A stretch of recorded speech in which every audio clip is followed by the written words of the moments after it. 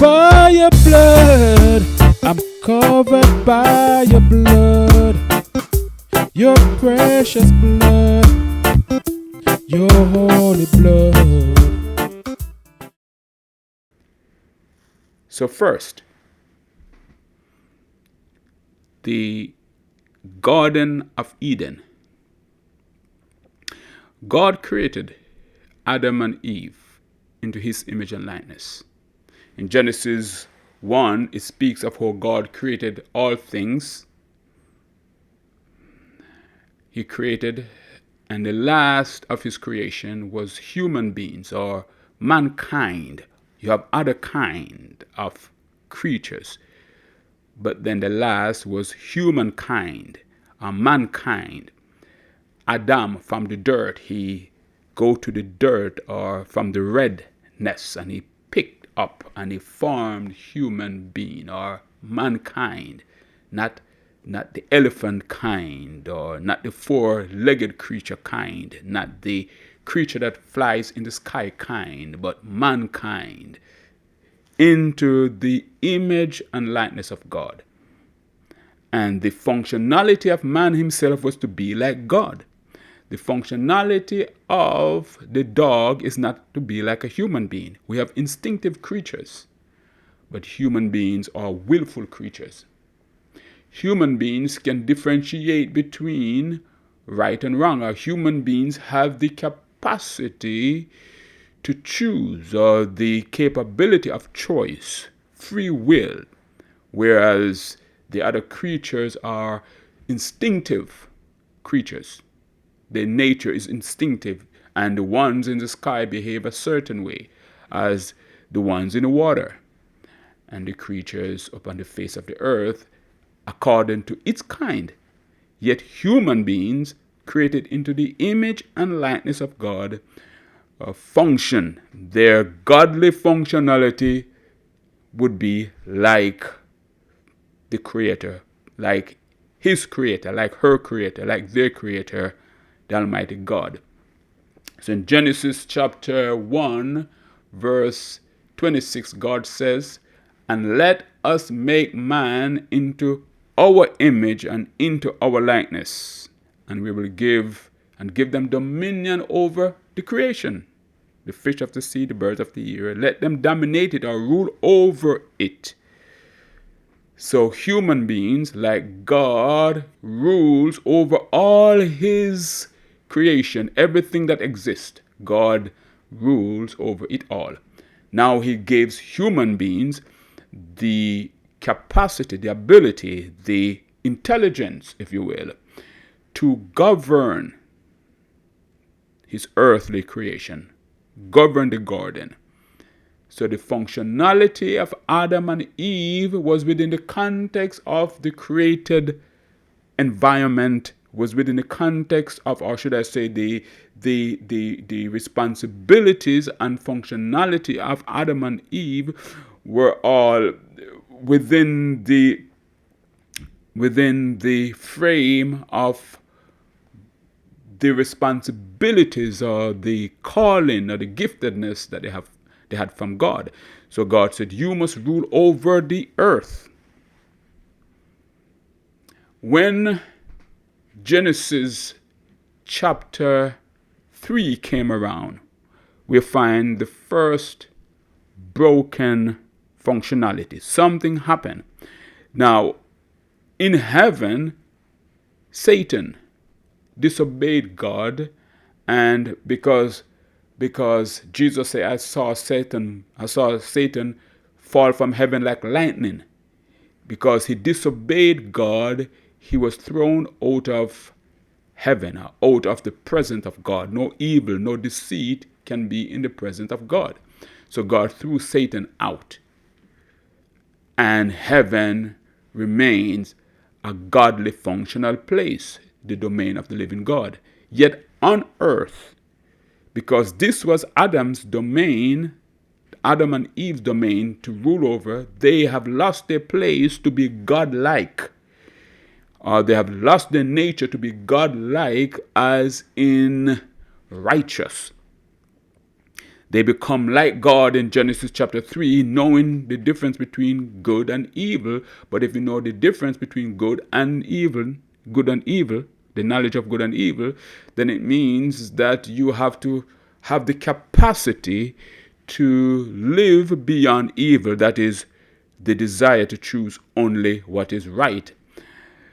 But Adam and Eve now, they were plunged into a reality that God did not design for them, since God gave them the capacity to choose, and they chose incorrectly.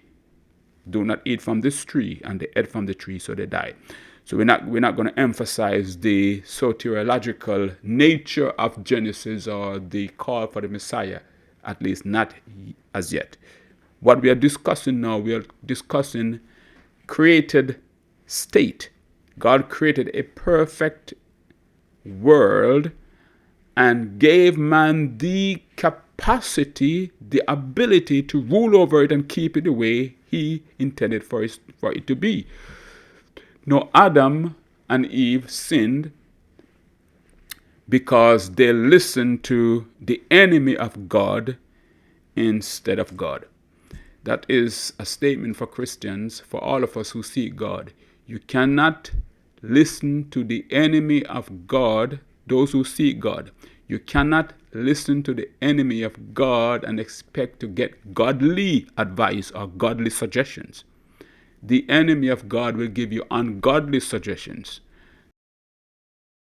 Here Eve heard, "You shall not surely die." And it was a lie. And for Eve, it was a decision to decide to listen to Satan.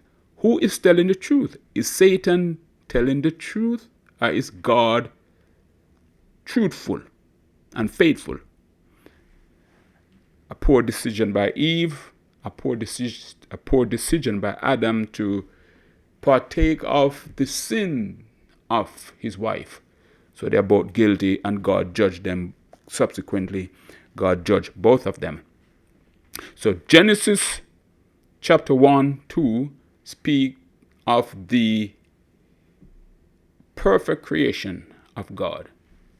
Genesis 1 and 2 present the order, the godly or righteous order of God's creation, which was the godly functionality of the created world of God.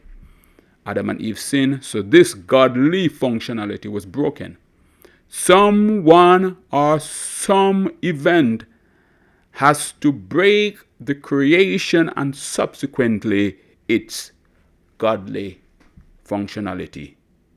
That was the first broken righteous creation or perfect creation of God in the Garden of Eden.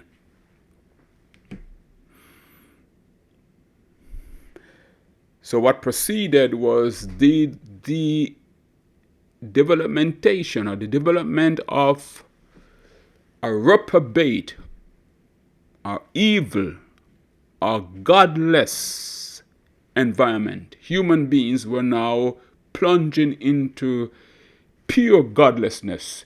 In Genesis, it says that God was speaking and he looked down.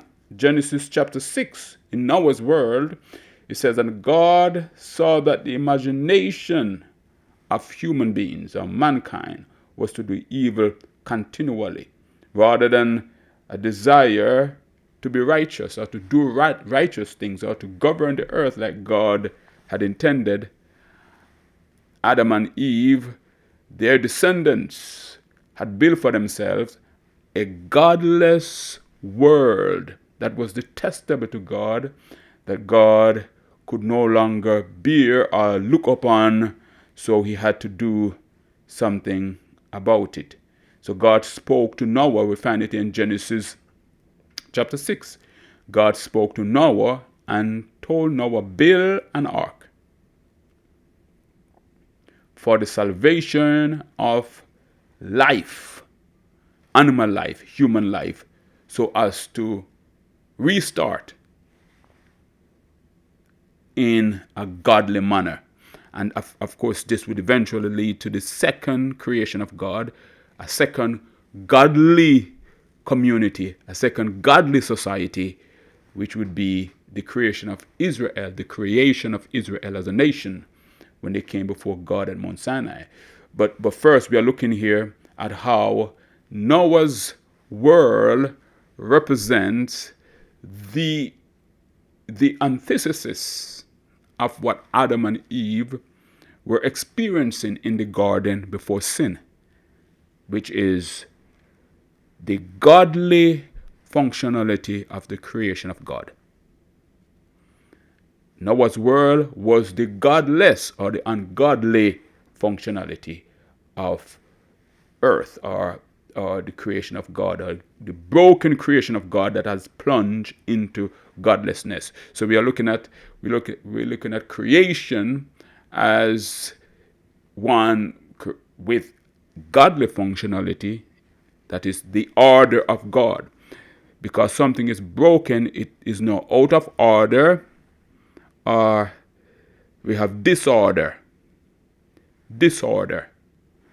And this disorder is the detestable culture, reality, society of Noah's world.